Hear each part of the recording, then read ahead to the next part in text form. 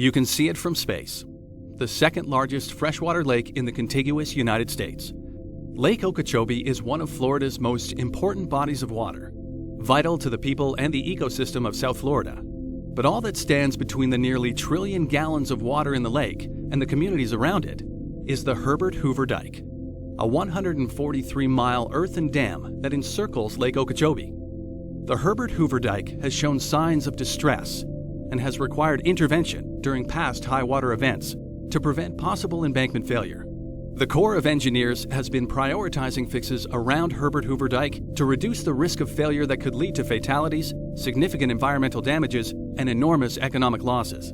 The communities surrounding Lake Okeechobee depend on Herbert Hoover Dike for their sustained livelihood. The main problem with the dike, internal erosion, can be traced back to its origin. After two hurricanes in the 1920s resulted in more than 3,000 deaths around Lake Okeechobee, the dike was built using materials and methods that don't come close to modern engineering standards.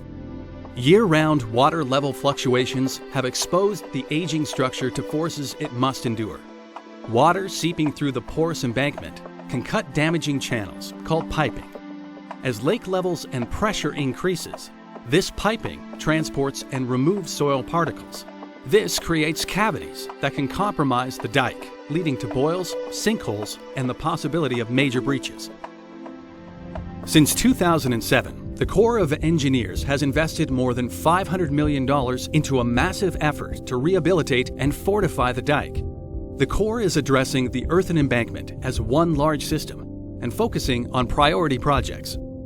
Priority 1. Constructing more than 20 miles of a partial cutoff wall through the dike to sever and control seepage failure modes and reduce risk to communities along the most at-risk area of the embankment, known as Common Inundation Zone A. To help ensure the success of the project, the Corps used a contract vehicle that allowed multiple firms to work simultaneously using advanced cutoff wall construction methods. One technique used was the cutter soil method, or CSM.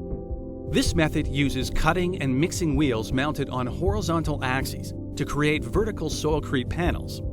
Another advanced method that was utilized is the trench remixing deep, or TRD method.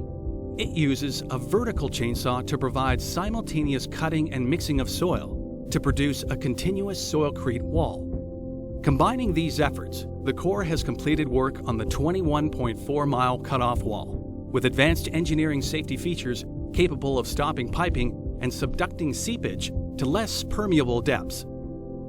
A second priority project was the replacement of 28 culverts around the dike. The deterioration of these water control structures and the erosion and piping that have occurred around them pose a major risk to the dike. Replacing the conduits is a complex undertaking, requiring around 24 months per structure.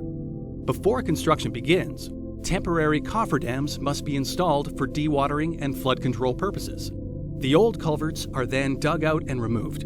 The new culverts are built to the highest standards of modern dams. They are capable of enduring the immense pressures of a high lake level, higher than any recorded water level at Lake Okeechobee.